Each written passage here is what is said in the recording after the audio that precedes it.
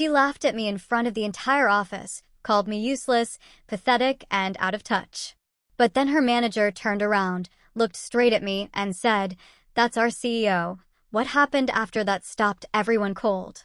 What if the person who always overshadowed you, the golden child you could never measure up to, suddenly found herself standing in your shadow?" Imagine the look on their face when they realize you've not only measured up, but surpassed them in every single way, without them ever knowing you were even in the race. This is what happened when my own sister tried to publicly tear me down, only to find out I was her new boss. The air in the Grand Hotel ballroom that night felt thick with anticipation, a low hum of power and ambition. My palms were slick with sweat, my hands trembling ever so slightly as I navigated the glittering, unfamiliar crowd at Horizon Innovation's corporate event. It had been months since I'd seen my sister, Sophia Thompson, and, honestly, my stomach was in knots. Living under her shadow my entire life felt like a full-time job, but tonight, with my new career path still a tightly kept secret, I felt this strange mix of immense power and bone-deep vulnerability. What I couldn't have known was that within a few short hours, Sophia would not only try to publicly humiliate me, but, in doing so, unwittingly set the stage for the biggest professional blunder of her entire career. Growing up as Chloe Thompson, Sophia's little sister, was like living in a permanent eclipse.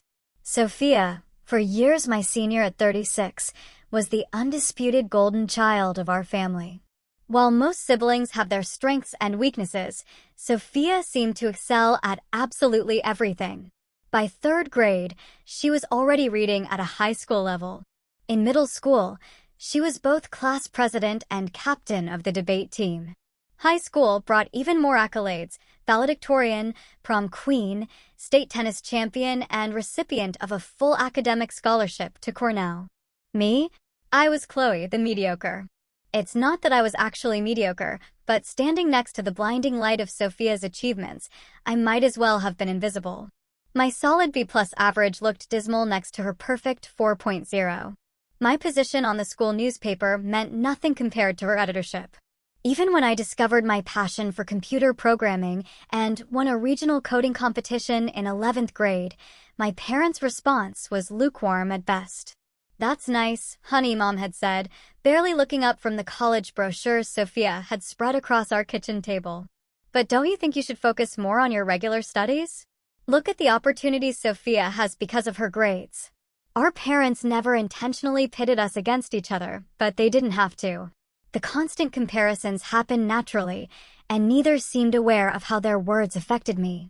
Dad was particularly guilty, always introducing us as Sophia, our Cornell graduate, and Chloe, our younger daughter, as if my entire identity was simply being born second. College only widened the gap between us. Sophia graduated summa cum laude with a double major in economics and business administration. Within weeks, she had multiple job offers and accepted a position at North Star Financial, one of the most prestigious firms in the country. Her starting salary was more than our parents made combined. And they couldn't have been prouder. My college journey, though? It was a lot more winding. I started at State University as a business major, foolishly trying to follow Sophia's path, but quickly realized I was miserable. After a particularly rough semester, I dropped out, much to my parents' horror. 6 months later, I enrolled at a different school as a psychology major, only to switch to computer science after a year. It took me 5.5 years to graduate, and my ceremony was nothing like Sophia's. "At least you finished," Mom had whispered, squeezing my hand as if consoling me for some terrible loss. Sophia hadn't even attended, citing an important business meeting that couldn't be rescheduled. The early years of my career reflected my scattered education. I bounced between entry-level IT positions, never staying anywhere longer than 18 months. Sophia, meanwhile, was climbing the corporate ladder at North Star with impressive speed. Each family gathering became an opportunity for her to highlight the contrast between us. So, Chloe, still at that help desk job, she'd ask over Thanksgiving dinner, knowing full well I'd moved on months ago. "Actually, I'm working as a junior developer now," I'd respond, trying to inject enthusiasm into my voice. "Oh, that's right. Hard to keep track when you change jobs so often, she'd say with a laugh that our parents would echo, as if my career exploration was an amusing quirk rather than a genuine search for my place in the world. The turning point came when I met Arthur Vance. Arthur was in his 60s, a tech industry veteran who had seen the rise and fall of countless companies. I was helping him recover data from a corrupted hard drive at the small tech consulting firm where I was working at the time. Something about my approach impressed him. "You don't think like everyone else," he told me after I'd solved his problem using an unconventional method. "That's rare and valuable." That single comment, delivered casually while I was packing up my equipment, meant more to me than all the backhanded compliments my family had ever given me. Arthur and I stayed in touch. He became a mentor, encouraging me to develop my ideas and trust my instincts. He saw potential in me that no one else had bothered to look for. Sophia, of course, was dismissive of this relationship. "A retired tech guy is giving you career advice? That's cute," she said when I mentioned Arthur during a rare phone call. "But you know the tech industry is volatile, right? Not like finance." I just got another promotion, by the way. Junior VP now. I congratulated her with genuine happiness, even as her words stung. That was our dynamic. Sophia succeeded and made sure everyone knew it. I struggled and tried not to let her comments affect me. What Sophia and my family didn't know was that I had been developing my own projects on the side for years. Nights and weekends were spent coding, creating prototypes for apps and systems that might never see the light of day, but which fulfilled me in ways no paycheck ever had. I'd shown some of these projects to Arthur, who recognized their potential even when I doubted myself.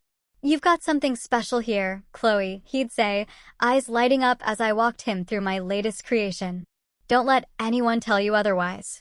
For once in my life, I believed I might be capable of more than living in Sophia's shadow. I just needed the right opportunity to prove it. Not just to my family, but to myself. The call from Arthur came on a Tuesday evening as I was heating up leftover Chinese food in my modest one-bedroom apartment. At first, I thought he was just checking in, as he often did. But his voice carried an unusual urgency. "Chloe, I need to talk to you about an opportunity," he said without preamble. "Are you free for breakfast tomorrow?" The next morning, over coffee and omelets at his favorite diner, Arthur laid out a proposition that would change my life. "I've been asked to consult for a company called Horizon Innovations," he explained. "They're a promising tech startup that's hit a rough patch. Their products are solid, but they're struggling to find their market. The board wants fresh perspectives." I nodded, wondering why he was telling me this. Arthur's consulting gigs were frequent. This didn't seem different from his usual projects. "I want you to join me," he continued, sliding a folder across the table. "As my associate." I nearly choked on my coffee. "Me? But I'm not a consultant. I'm just a developer." Arthur's eyes crinkled at the corners, the way they did when he thought I was underestimating myself. "You're a problem solver with vision. That's exactly what Horizon needs right now. The position would require me to leave my current job, but the 3-month contract Arthur offered paid better than my annual salary." Still, I hesitated. What if I fail? What if I can't help them? "Then you'll have learned something valuable and made good money doing it," he said simply. "But I don't think you'll fail." With that vote of confidence, I accepted. 2 weeks later, I walked into Horizon Innovations headquarters for the first time. The company occupied 3 floors of a glass-fronted building downtown. Their logo, a stylized rising sun, emblazoned on the walls. Despite the optimistic imagery, the atmosphere inside was tense. Employees spoke in hushed tones, and empty desks suggested recent layoffs. Arthur and I were introduced to the executive team, a group of mostly middle-aged men who regarded me with barely concealed skepticism.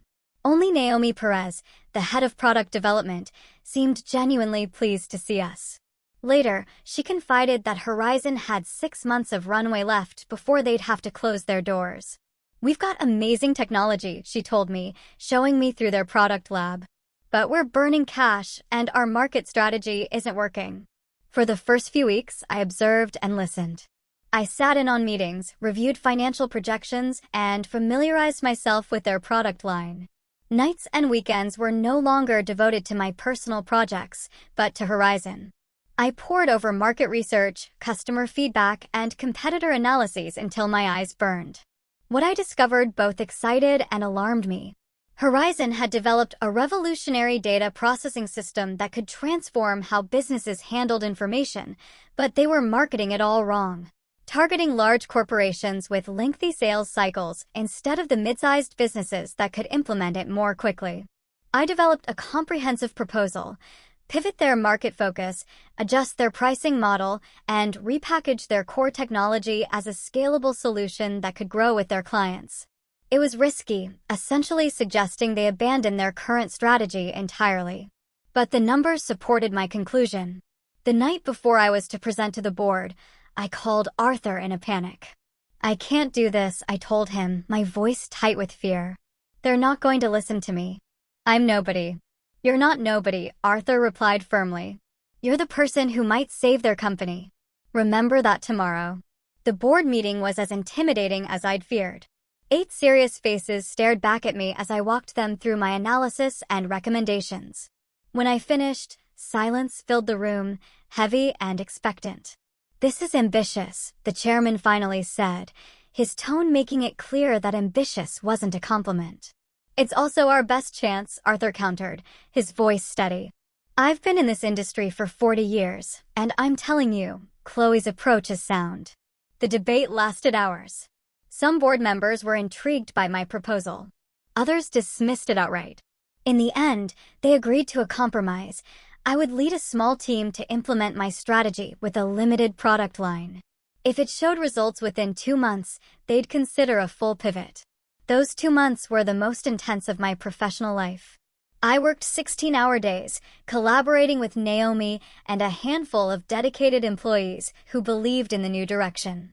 We rebuilt marketing materials, retrained sales staff, and personally reached out to potential clients in our new target market. The results came faster than anyone expected. By the 6-week mark, we'd closed more new business than Horizon had seen in the previous 6 months. By the end of the trial period, revenue had increased by 40%, and the company had a clear path to profitability. The board was impressed enough to fully implement my strategy and offered me a permanent position as Chief Strategy Officer. I accepted, simultaneously thrilled and terrified by the responsibility. What happened next, though, I never could have anticipated. 3 months into my new role, Arthur announced he was stepping down from his position as interim CEO, which he'd taken on during the crisis period. "The company's stable now," he told me privately. "It needs someone with vision to lead it forward." "Who are they bringing in?" I asked, already dreading working under a new CEO who might dismantle everything we'd built. Arthur smiled, that knowing smile of his. "They're not bringing anyone in. They're promoting from within." He placed his hands on my shoulders. "They're asking you, Chloe." I laughed, certain he was joking. But Arthur's expression remained serious. "Me? But I've only been here for 5 months. And in those 5 months, you've saved the company and positioned it for growth." The board unanimously agreed.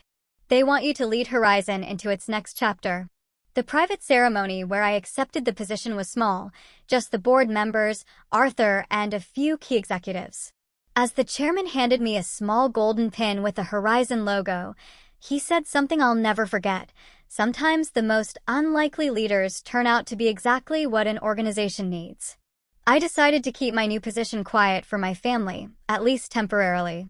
It wasn't about creating a dramatic reveal. I simply wanted to settle into the role and prove to myself that I deserved it before facing the inevitable skepticism from Sophia and my parents. "You should tell them," my best friend Ava insisted when we met for drinks to celebrate my promotion. "Your sister would finally have to acknowledge your success."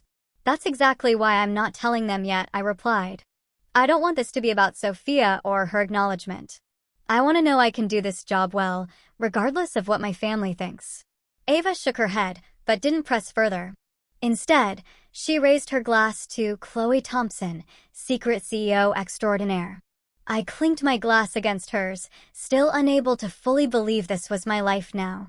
I keep waiting for someone to realize they've made a terrible mistake. Classic imposter syndrome, Ava diagnosed with a grin. "You'd better get over it fast. CEOs need to project confidence." She was right, of course. And over the next few weeks, I grew more comfortable in my new role. The executive team respected my decisions. Employees responded positively to my leadership style, and our business continued to expand. Then came the news that would set the stage for my eventual confrontation with Sophia. North Star Financial, where my sister worked as junior VP, was exploring the possibility of acquiring smaller tech companies to diversify their portfolio. Horizon Innovations was on their list of potential acquisitions. The board was intrigued by the possibility. A partnership with North Star could provide the capital we needed for faster expansion. I was less enthusiastic, concerned about maintaining our company culture and independence, but agreed we should at least entertain the discussion, which is how I found myself invited to a private industry event where representatives from both companies would have the opportunity to meet informally before any official negotiations began. An event where, inevitably, I would come face to face with Sophia for the first time since becoming CEO. Are you going to tell her beforehand? Ava asked when I called her in a panic. No, I decided after a moment's thought. If I tell her now, she'll think I'm trying to impress her. I'd rather just show up and do my job. This is going to be interesting, Ava said, and I could hear the smile in her voice. Promise you'll call me right after with all the details. Assuming I survived the experience, I replied, only half joking. As I hung up, I tried to calm my racing thoughts. After years of living in Sophia's shadow, I was about to step into the light as her professional equal, or even superior. The thought was both terrifying and exhilarating. The evening of the networking event arrived faster than I'd anticipated. I stood in front of my closet, second-guessing my outfit choice for the 20th time. In the past, I'd always felt underdressed next to Sophia's polished designer wardrobe. Tonight needed to be different. I finally settled on a tailored charcoal suit with subtle pinstripes and a silk blouse in Horizon's signature deep blue. Professional, but not flashy. Authoritative without trying too hard. I applied minimal makeup, swept my hair into a sleek low bun, and added the small golden Horizon pin to my lapel. Looking in the mirror, I barely recognized myself. The nervous younger sister was gone, replaced by someone who looked capable, in charge. You've earned this, I told my reflection, repeating the mantra Arthur had suggested whenever my confidence wavered. The event was being held at the Grand, a luxury hotel downtown known for hosting exclusive corporate gatherings. As my driver pulled up to the entrance, I took a deep breath, straightened my shoulders, and stepped out into the cool evening air. Inside, the hotel's ballroom had been transformed into an elegant networking space. Clusters of leather armchairs created intimate conversation areas, while a central bar and buffet encouraged mingling. I recognized some faces from industry events and a few of my own executives who had arrived earlier. I decided to observe for a while before making my presence known. Moving to a quiet corner with a glass of sparkling water, I watched the dynamics unfold. The North Star contingent was easy to spot. They traveled in tight groups, exuding the particular confidence of people accustomed to being the most powerful in any room. Have you seen the Horizon CEO yet? I overheard one man ask another. I heard they recently appointed someone new, but information's been surprisingly tight-lipped. Probably some tech veteran they brought in to make the company attractive for acquisition, his companion replied with a dismissive wave. These startups always do that when they're looking to sell. I smiled to myself, amused by how wrong they were. I was about to move on when a familiar voice cut through the ambient chatter like a knife. Jake, Elizabeth, so good to see you both. Sophia, my sister, looked exactly as I remembered, perhaps even more polished. Her blonde hair was cut in a sleek bob that emphasized her sharp cheekbones, and her navy blue dress screamed expensive confidence. She was working the room with practiced ease, shaking hands and laughing at just the right moments. I watched her for a few minutes, delaying our inevitable encounter. Sophia had always thrived in these settings, while I typically counted the minutes until I could escape. Another difference between us that our parents had noted frequently. Finally, deciding I couldn't avoid her all night, I set down my glass and made my way toward her. Sophia spotted me when I was about 10 feet away. Her perfectly maintained smile faltered for just a moment before returning at full wattage. Chloe, she exclaimed, loud enough for those nearby to hear. What a surprise. I had no idea you'd be here. The subtle emphasis on you communicated her real question.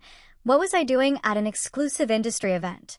Sophia, I replied, keeping my voice even as I leaned in for the obligatory air kiss. It's been a while. Too long, she agreed insincerely. Let me introduce you. This is George Sterling, my boss and senior VP at Northstar. George, this is my baby sister, Chloe. George, a distinguished-looking man in his 50s, extended his hand. A pleasure to meet you, Chloe. Are you in finance like your sister? Before I could answer, Sophia jumped in. Oh no. Chloe works in tech support, isn't it now? Or have you moved on again? The condescension in her tone was subtle but unmistakable. I saw George's interest fade slightly, but to his credit, he maintained his polite expression. I'm still in tech, I said simply, choosing not to correct her assumption just yet. How are things at Northstar? I hear you're looking at expanding into the tech sector. George's eyebrows rose slightly, perhaps surprised that someone in tech support would be aware of their corporate strategy. Indeed, we are. The future is digital after all. Smart move, I nodded. Though tech acquisitions can be tricky to integrate successfully. That's why we do extensive due diligence, Sophia interjected, clearly annoyed that I was engaging her boss in actual business conversation. Speaking of which, George, we should join the others. The Westbrook team wanted to continue our discussion from yesterday. George seemed slightly reluctant to end our conversation. Actually, I'm finding this quite interesting. Chloe, what's your perspective on the challenges of merging traditional finance with tech culture? As I began to answer thoughtfully, drawing on my recent experience leading Horizon through its transformation, I could see Sophia growing increasingly uncomfortable. Her eyes darted around the room as if looking for rescue, and she kept trying to interject with comments designed to emphasize her importance. That's an insightful point, George said when I finished, genuine respect in his voice. You seem to have a solid grasp of both industries. Chloe's always been a quick study, Sophia said with a tight smile. But theoretical knowledge is one thing. Actually managing these complex transitions is quite another. Our team at Northstar has successfully integrated 3 companies this year alone. Impressive, I acknowledged, refusing to be baited into competition. Each acquisition presents unique challenges. Our conversation was interrupted by the arrival of another Northstar executive, giving me a perfect opportunity to excuse myself.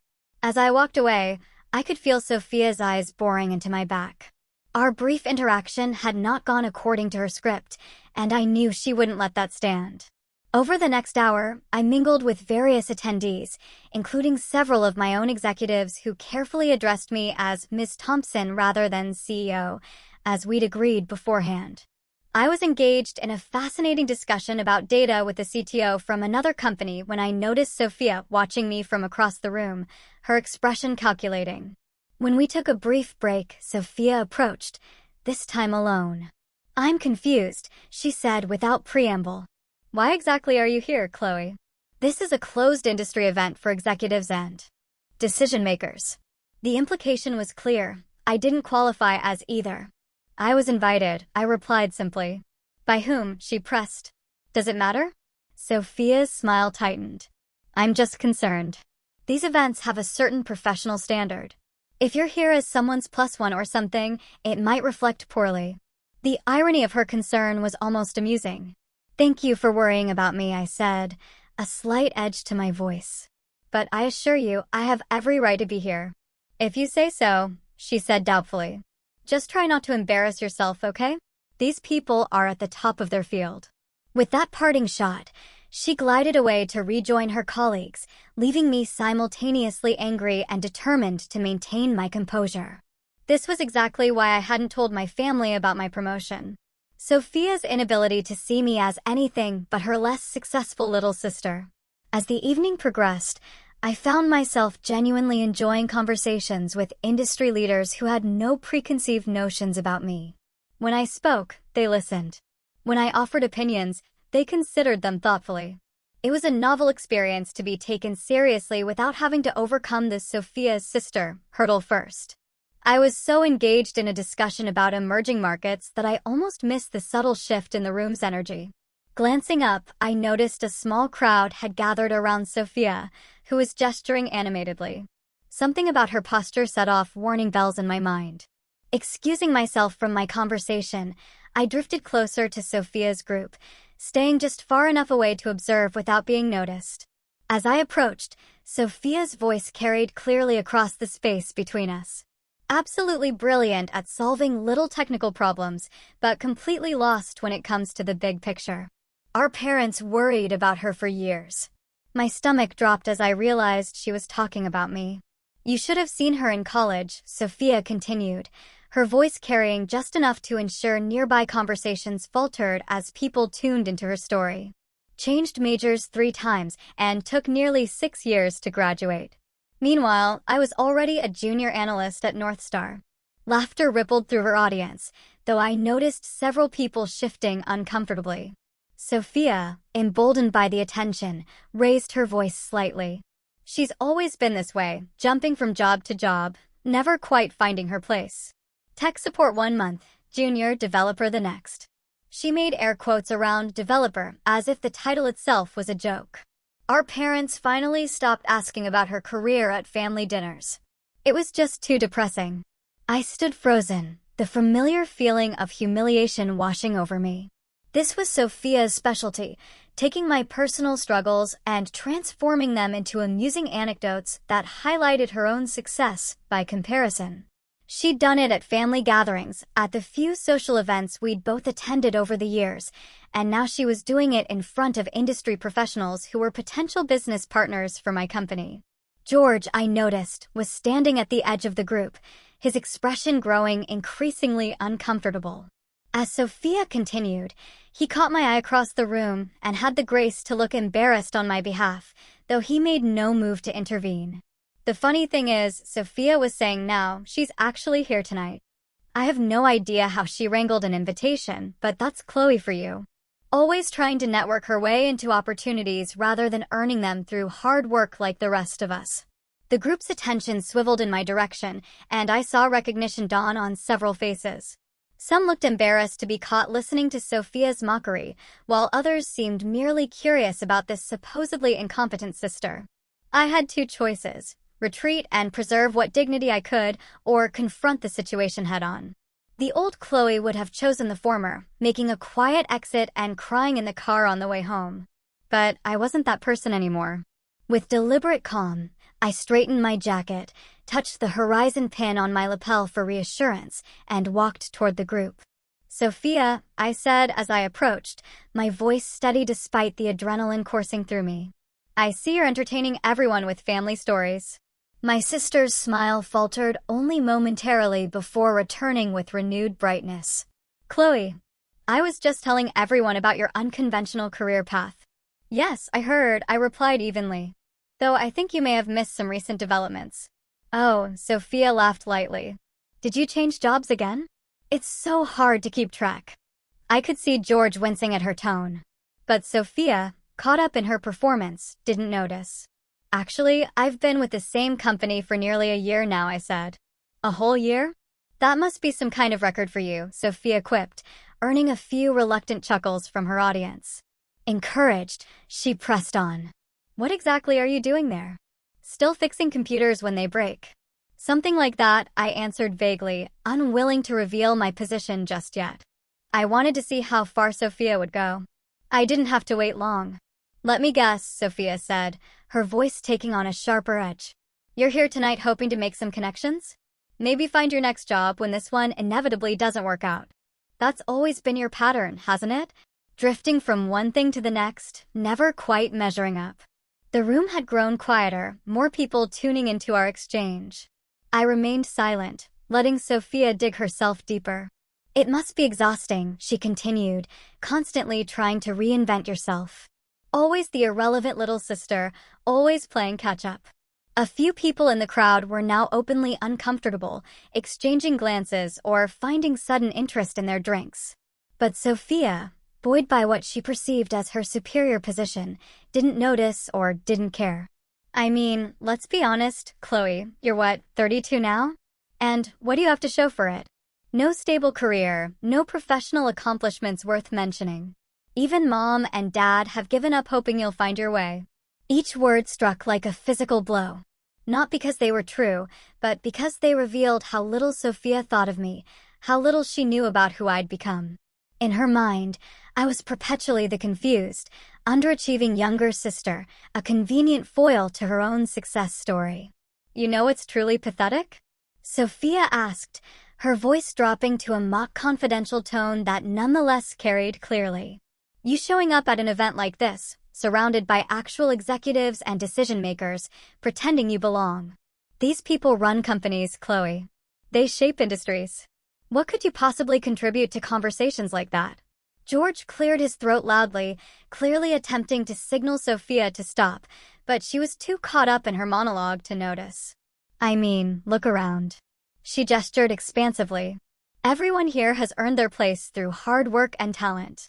They're not lost souls hoping to network their way into relevance.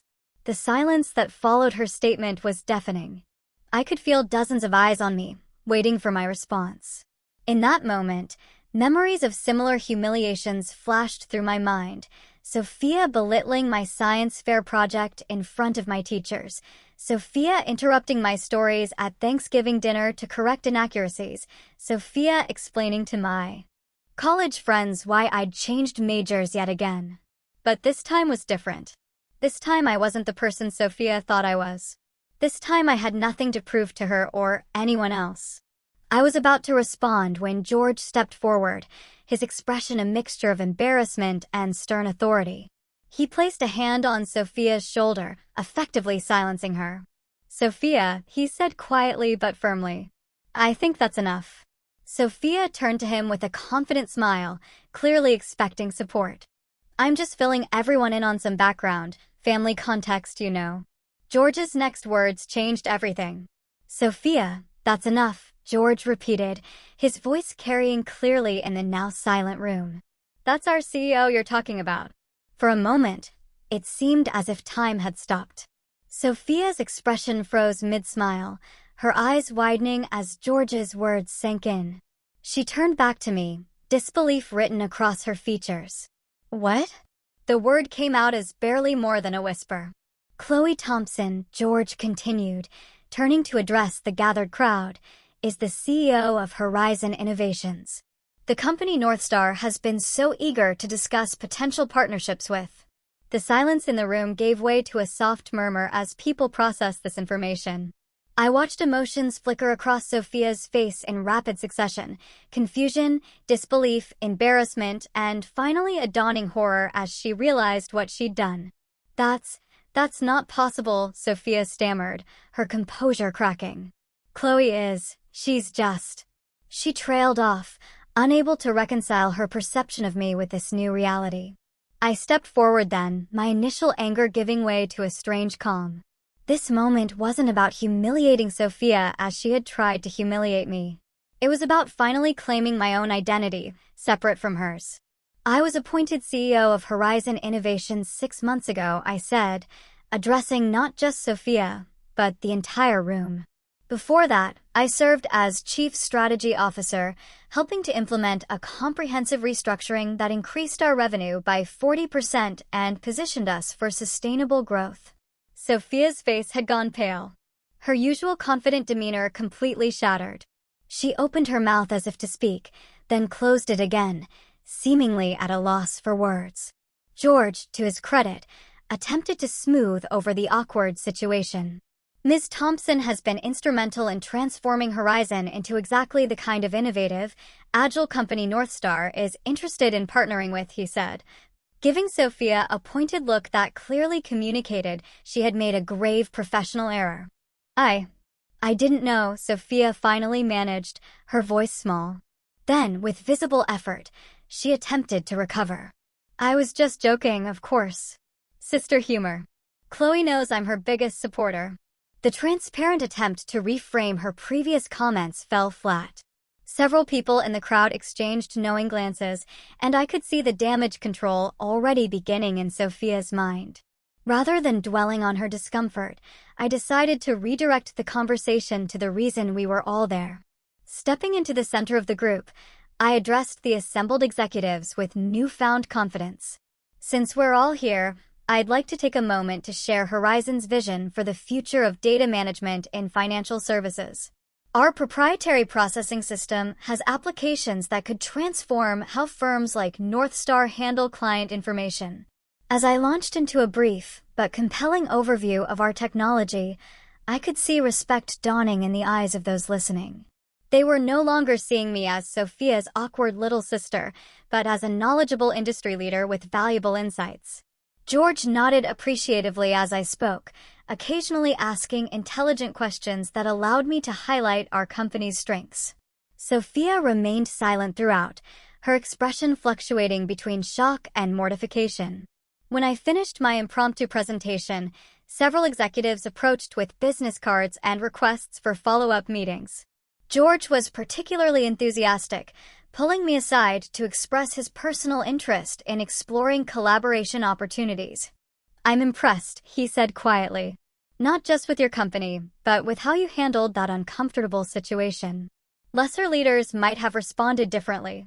"Professional courtesy is important," I replied, glancing briefly at Sophia, who was now standing alone by the bar, downing what appeared to be a stiff drink, especially when considering potential business relationships. George nodded, understanding my meaning. For what it's worth, that kind of behavior is not representative of Northstar's professional standards. I'll be addressing it privately. I thanked him for his candor, exchanged contact information, and promised to have my team follow up with his to schedule formal discussions. As he walked away, I felt a weight lifting from my shoulders. For perhaps the first time in my adult life, I had been seen and evaluated on my own merits, not as an extension or comparison to Sophia. The rest of the evening passed in a blur of introductions and conversations. Industry leaders who had previously ignored me now sought me out. Business cards accumulated in my pocket, and potential opportunities for Horizon multiplied with each discussion. Sophia made one attempt to approach me, her expression a forced mixture of contrition and sisterly affection. "Chloe, can we talk for a moment?" "Privately." "I think we've both said enough for one evening," I replied, not unkindly, but firmly. "We can discuss family matters another time. Tonight, I'm here as Horizon's CEO." She flinched slightly at the rejection, but nodded, seeming to understand that she had crossed a line that couldn't be easily walked back. "Of course, another time." As the event began winding down, I found myself in a final conversation with Naomi Perez, my head of product development, who had witnessed the entire confrontation with Sophia. "That was something else," she whispered as we gathered our things to leave. "Are you okay?" I considered the question carefully before answering. "Actually, I'm better than okay. For years, I've been trying to escape Sophia's shadow. Tonight, I finally stepped into my own light." Naomi smiled. "And it's a pretty bright light, boss." As we walked toward the exit, I caught Sophia watching me from across the room. Our eyes met briefly, and I saw something I'd never seen in her expression before: uncertainty, tinged with what might have been respect. I gave her a small nod before turning away, knowing that whatever happened next between us, our relationship had fundamentally changed. In the car ride home, I finally allowed myself to process the emotional roller coaster of the evening. There was no triumph in Sophia's humiliation. That wasn't what I had wanted. But there was undeniable satisfaction in finally being recognized for my own accomplishments, in my own right. As promised, I called Ava the moment I got home, despite the late hour. "You will not believe what just happened," I began, kicking off my heels and sinking onto my couch. "Try me," she replied, and I could hear the smile in her voice. The morning after the networking event, I woke to a barrage of notifications on my phone. Word had spread quickly through industry channels about the confrontation between Sophia and me, with varying degrees of accuracy. My PR director had already sent 3 increasingly urgent messages requesting guidance on how to handle the situation. I sent a brief reply, business as usual. No comments on personal matters. The last thing I wanted was to fuel gossip or create the impression that I defined myself in opposition to my sister. Horizon's success and my leadership would speak for themselves without needing to address family drama. As I was getting ready for work, my phone rang. Sophia's name flashed on the screen. I hesitated before answering, unsure if I was ready for this conversation. "Hello, Sophia," I said, keeping my voice neutral. "Chloe," she sounded different, subdued, uncertain. "I think we need to talk about last night." "I agree," I replied, sitting on the edge of my bed. "That wasn't how I wanted you to find out." A pause then. "Why didn't you tell me? Or Mom and Dad? 6 months as a CEO, and you didn't think to mention it to your family." The accusatory tone was creeping back into her voice, but underlying it was genuine hurt. For the first time, I considered how my secrecy must have looked from her perspective. "I needed time," I explained. "Time to grow into the role, to prove to myself that I deserved it. And honestly, Sophia, would you have believed me if I told you?" Another silence, longer this time. "I don't know," she finally admitted. It's not what I expected from you." "That's part of the problem," I said gently. "You've had a very fixed idea of who I am for a long time." "We both have." I heard her exhale slowly. "George called me into his office first thing this morning. He was not happy about how I represented Northstar last night."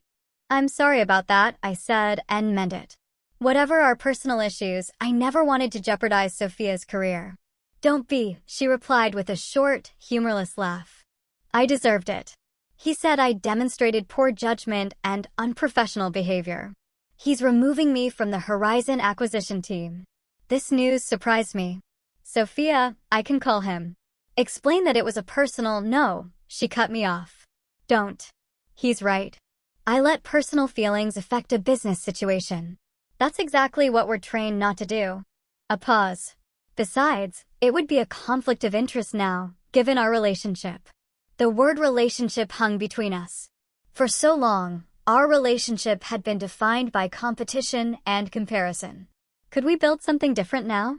"Mom and Dad called," Sophia continued. "Someone they know was at the event and told them what happened. They want us both to come to dinner this weekend to talk." I grimaced, imagining the awkwardness of that conversation. "Are you going?" "I think we should," Sophia said, surprising me again. "They deserve to hear about your success directly from you, not through the grapevine." I agreed. And we made tentative plans to meet at our parents' house on Sunday. As we were about to hang up, Sophia added, "For what it's worth, Chloe, what you've accomplished is impressive." I shouldn't have needed George to tell me that for it to register. It wasn't quite an apology, but from Sophia, it was significant. "Thank you," I replied. "That means a lot." The call ended, leaving me with mixed feelings. The conversation had gone better than expected, but years of complicated history couldn't be resolved in one phone call. At least, it was a start. At the office, I found my team buzzing with energy. News of our potential partnership with Northstar had everyone excited about Horizon's future prospects. Naomi caught me in the hallway on my way to my office.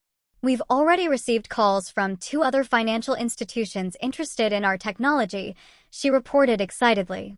"Your presentation last night made quite an impression." "Good," I smiled. "Set up meetings with both." "And Naomi, thank you for your support last night. It meant a lot." She squeezed my arm gently. "That's what teams do. We have your back." Later that morning, I received an email from George Sterling requesting a private meeting to discuss the partnership potential between our companies. His message made no mention of Sophia or the previous night's events, maintaining strictly professional language. I appreciated his discretion. I was responding to his email when Arthur called. "I hear you had quite an evening," he said without preamble. "News travels fast," I sighed. It wasn't how I planned to reveal my position to my sister. "Sometimes the universe has its own timeline," Arthur replied philosophically. "Are you all right?" "I am," I realized, somewhat surprised by the truth of it. "Actually, I feel lighter, like I finally stepped out of a shadow I've been carrying for years." "Good," Arthur said. "Because now comes the hard part." "What's that?" "Deciding whether a partnership with Northstar is actually the right move for Horizon, regardless of personal complications." He was right, of course. The confrontation with Sophia had overshadowed the actual business purpose of the event. Now, I needed to evaluate the potential partnership on its merits alone. "I've scheduled a meeting with the executive team for tomorrow," I told him. We'll review all options objectively before proceeding. That's my girl, Arthur said proudly. Always the strategist. After we hung up, I spent the afternoon reviewing our company financials and growth projections. By evening, I had a clearer picture of what Horizon needed from any potential partnership and what we could offer in return. Sunday arrived more quickly than I would have liked. I found myself sitting in my car outside my parents' suburban home, gathering courage to go inside. Sophia's sleek black Mercedes was already in the driveway. The family dinner was initially as awkward as I'd feared. My mother fussed nervously with the food, while my father alternated between uncomfortable silence and forced cheerfulness. Sophia was subdued, offering polite comments about the meal, but avoiding any substantial conversation. Finally, over dessert, my father cleared his throat. So, he began. I understand congratulations are in order, Chloe. Thank you, I replied, meeting his gaze steadily. I was appointed CEO of Horizon Innovations 6 months ago. 6 months, my mother exclaimed. And you didn't tell us? I wanted to establish myself first, I explained, repeating what I told Sophia. The company was going through significant changes, and I needed to focus on leading that transformation. Still, my mother persisted. We're your family. We should have been the first to know. Sophia surprisingly came to my defense. I think I understand why Chloe kept it quiet, she said, setting down her fork. Our family has a certain dynamic. My parents looked confused.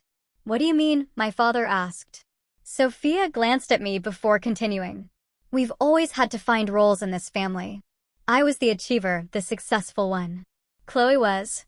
She hesitated. The perpetual work in progress. I finished for her. That's not fair, my mother protested, but her tone lacked conviction. Isn't it? I asked gently. When I dropped out of college, Dad, you told me I should try to be more like Sophia. When I changed careers for the 3rd time, Mom, you asked if I'd ever find my place like Sophia did. My parents exchanged uncomfortable glances, recognition dawning in their expressions. We never meant to compare you, my father said eventually. We just wanted you to be successful. And in your minds, success looked like Sophia's path, I pointed out. But that wasn't my path.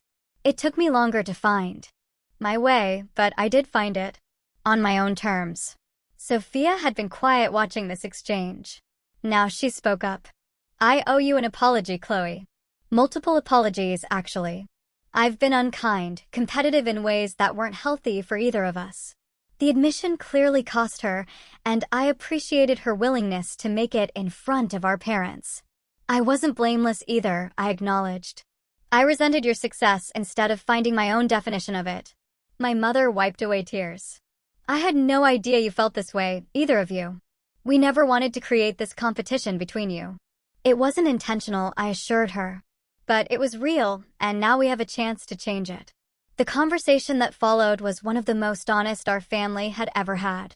My parents expressed genuine interest in my work at Horizon, asking thoughtful questions about my leadership approach and vision for the company. Sophia shared some of her own insecurities, how her rapid rise at North Star had created intense pressure to maintain a perfect image, contributing to her competitive behavior. By the time we left that evening, something had shifted in our family dynamic. It wasn't perfect, and years of established patterns wouldn't change overnight, but we had made a start. In the driveway, Sophia stopped me before I got into my car. I meant what I said in there. I am sorry for how I've treated you, especially at the networking event. I know, I said, and I accept your apology. She hesitated, then asked, will this affect your decision about the partnership with North Star? I appreciated her directness. No, that decision will be based on what's best for Horizon, nothing else. Sophia nodded, seeming relieved. That's fair. For what it's worth, I think there's potential for both companies to benefit, regardless of our personal history. I agree, I replied. Which is why I've scheduled a meeting with George for next week to discuss specific terms. She looked surprised. You have.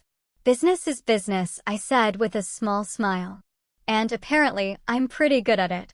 For the first time in perhaps our entire adult lives, Sophia looked at me with genuine respect. Yes, she said simply. You are. The following week brought another surprising development. George called personally to inform me that he wanted to restructure the potential partnership between our companies. I've been thinking about our conversation at the event, he explained. Your approach to data management could transform our entire operation. Rather than acquisition, I'd like to propose a strategic alliance. Horizon would remain independent, but we'd integrate your systems across our platform. It was exactly the kind of partnership I had hoped for, one that would provide Horizon with North Star's resources and reach while preserving our autonomy and culture. I'm definitely interested, I told him. Have your team send over the details and we'll set up a formal meeting. Excellent, George replied. And Chloe, I've been restructuring our tech division leadership. We need someone who truly understands both finance and technology to head the integration on our side. I immediately knew where he was going with this. Sophia would be excellent in that role. You think so? He asked, sounding surprised. After everything that happened? Sophia is intelligent, detail-oriented, and knows North Star's operations inside out, I said. Our personal history aside, she would be an asset to the project. There was a pause before George responded. That's remarkably generous of you. It's not generosity, I corrected him. It's good business. After we hung up, I called Ava to update her on all the developments. So, let me get this straight, she said when I finished. Your sister publicly humiliated you, but now you're possibly going into business with her company and even recommended her for a position that would have you working together? Life is complicated, I replied with a laugh. No kidding, Ava said. Just promise me one thing. What's that? When they make the movie about your life, make sure they cast someone good to play me. I was still laughing when my assistant notified me that Arthur had arrived for our weekly mentoring session. Seeing him walk into my office, I was struck by how much had changed since that first meeting in the diner when he'd offered me the consulting position with Horizon. You're looking well, he observed, settling into the chair across from my desk. The events of the past week seem to have agreed with you. I feel different, I admitted, more complete somehow. Arthur nodded thoughtfully. You know, when I first met you, I saw someone with extraordinary potential who was held back by how others perceived her. More importantly, by how she perceived herself. And now? I asked. Now I see a leader who has stepped fully into her power, he said simply. Someone who makes decisions based on what's right, not what's easy or expected. His words warmed me. I couldn't have done it without your guidance. Nonsense. Arthur waved dismissively. I merely opened a door. You walked through it on your own and built this success with your own talent. What advice do you have for me going forward? I asked, knowing this might be one of our last mentoring conversations. Arthur considered the question carefully. Remember that success isn't a destination, it's a journey. And the most important relationship you'll ever have is with yourself. Be as kind to yourself as you've learned to be with others, including Sophia. His words stayed with me long after the party ended. That night, I found myself reflecting on the incredible journey of the past year and a half. From consultant to CEO, from Sophia's shadow to my own light, from resentment to understanding. The story that others might tell about this time would focus on the dramatic moment of revelation, Sophia's humiliation and my triumph. But the true transformation had happened in the quieter moments that followed, in difficult conversations, in small acts of professional respect, in the gradual rebuilding of trust and the discovery of new common ground. Success, I had learned, wasn't defined by titles or salaries or even moments of public vindication. It was defined by resilience, the ability to fall down 7 times and stand up 8.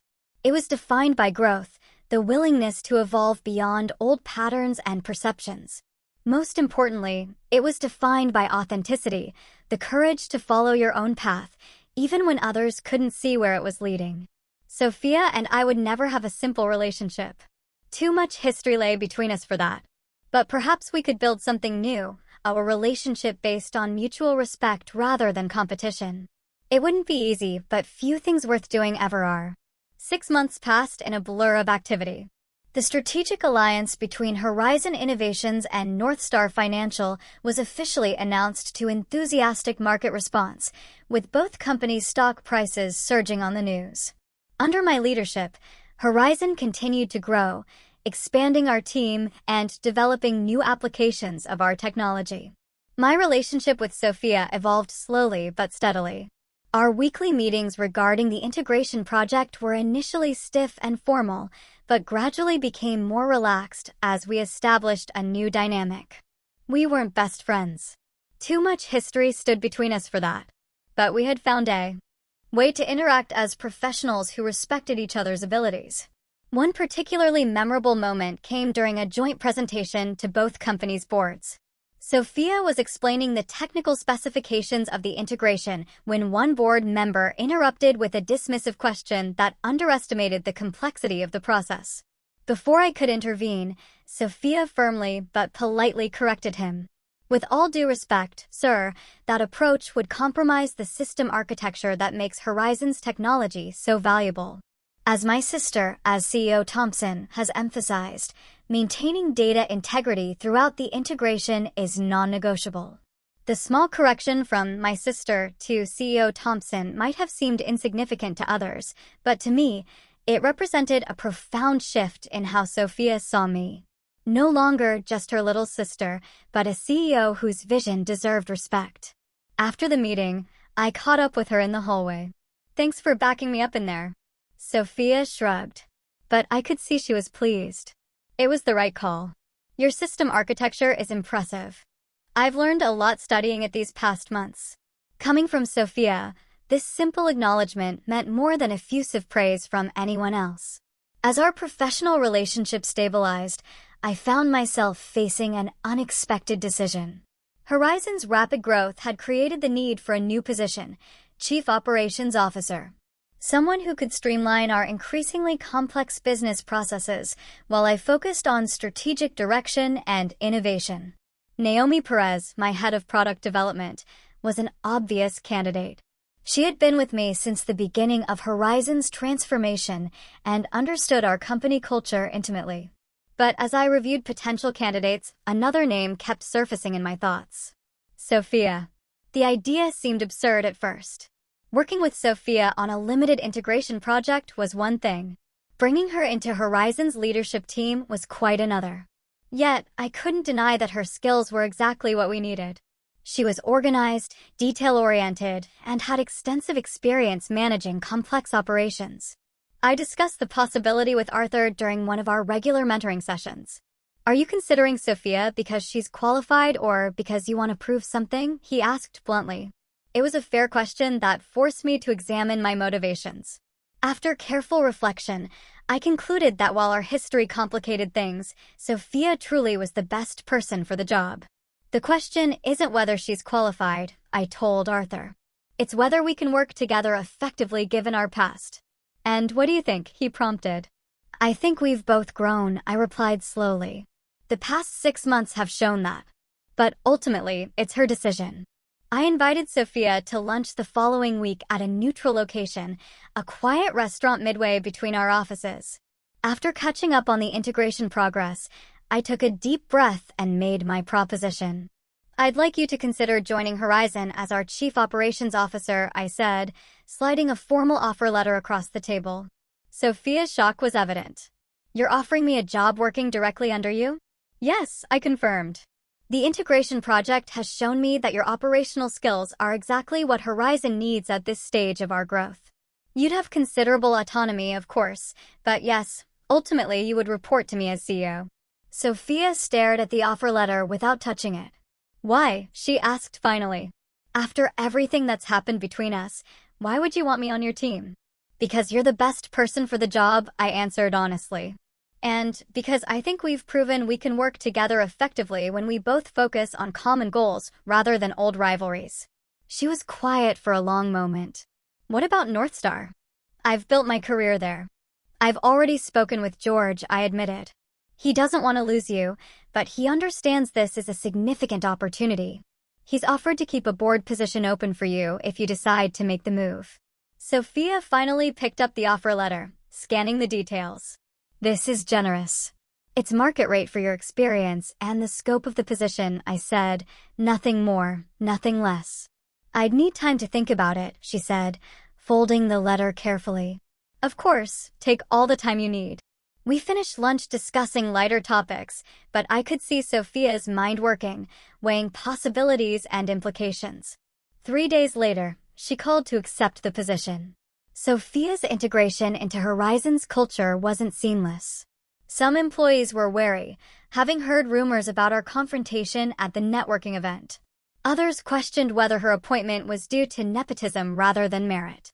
Sophia faced these challenges with more grace than I might have expected, working diligently to prove her value through actions rather than words. For my part, I made it clear to the entire organization that Sophia had been hired for her skills, not her relationship to me. I established transparent boundaries and expectations, ensuring that our professional interactions were visible and accountable to the executive team. Slowly but surely, the awkwardness faded. Sophia's operational expertise began to show results as our processes became more efficient and scalable. Team members who had initially been skeptical came to appreciate her attention to detail and commitment to excellence. Our parents were thrilled by this development, naturally interpreting it as a sign that all family tensions were resolved. The reality was more nuanced. Sophia and I were building a new relationship based on professional respect. But the personal wounds of our childhood rivalry couldn't be healed overnight. The breakthrough in our personal relationship came unexpectedly during a late night at the office. We were both working on quarterly projections, the rest of the building silent and empty around us.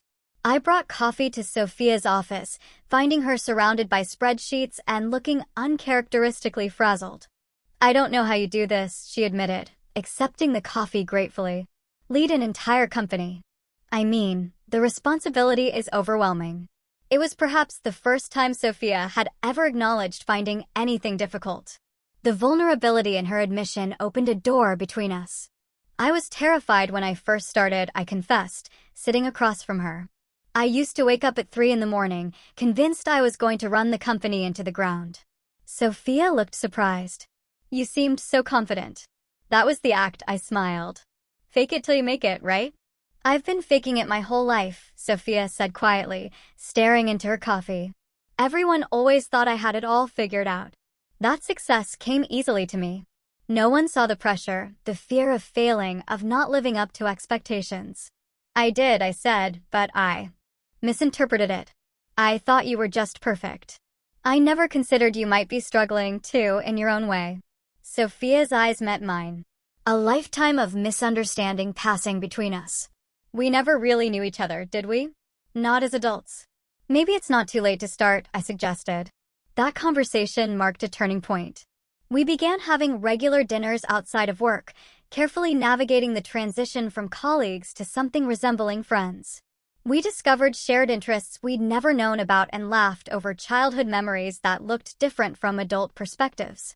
Our parents noticed the change during family gatherings, commenting on how wonderful it was to see us finally getting along.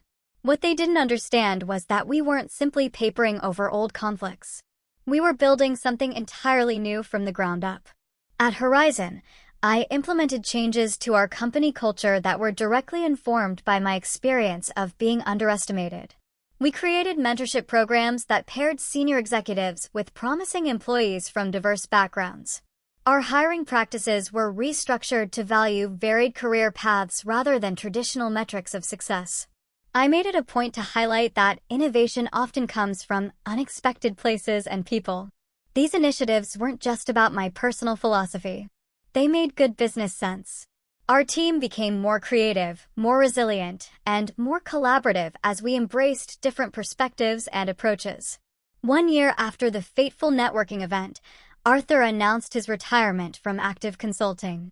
We held a celebration at Horizon's headquarters where I had the opportunity to publicly thank him for his guidance. "Arthur saw potential in me when no one else did," I told the gathered crowd. "He taught me that leadership isn't about having all the answers. It's about asking the right questions and being willing to learn from everyone around you." After the formal ceremony, Arthur and I sat together in my office, sharing a quiet moment amid the festivities. "I'm proud of you, Chloe," he said, looking around at what Horizon had become under my leadership. "Not just for the company's success, but for how you've handled everything else, your sister, your family, your own growth." I had a good teacher, I replied. Arthur shook his head. Teachers can only open doors. You walked through them yourself. What advice do you have for me going forward? I asked, knowing this might be one of our last mentoring conversations. Arthur considered the question carefully. Remember that success isn't a destination, it's a journey. And the most important relationship you'll ever have is with yourself. Be as kind to yourself as you've learned to be with others, including Sophia. His words stayed with me long after the party ended. That night, I found myself reflecting on the incredible journey of the past year and a half. From consultant to CEO, from Sophia's shadow to my own light, from resentment to understanding. The story that others might tell about this time would focus on the dramatic moment of revelation, Sophia's public embarrassment, and my triumph. But the true transformation had happened in the quieter moments that followed, in difficult conversations, in small acts of professional respect, in the gradual rebuilding of trust, and the discovery of new common ground.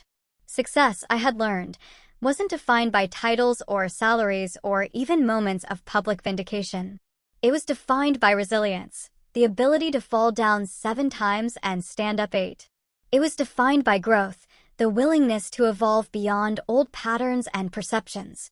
Most importantly, it was defined by authenticity, the courage to follow your own path, even when others couldn't see where it was leading. Sophia and I would never have a simple relationship. The dynamics formed in childhood had shaped us both too profoundly for that. But we had found a way forward based on mutual respect and understanding, not as competitors, but as 2 women with different strengths, different journeys, and, finally, different definitions of success. Have you ever been underestimated by someone close to you, only to surprise them and yourself with what you could achieve? How did you handle it? I'd love to hear your stories and thoughts in the comments below. And if this journey resonated with you, please hit that like button and subscribe for more real-life experiences. Remember, sometimes the people who don't believe in you are the ones who inspire you to prove yourself, not to them, but to yourself. Thank you for listening, and may you always find the courage to follow your own path, regardless of who understands it.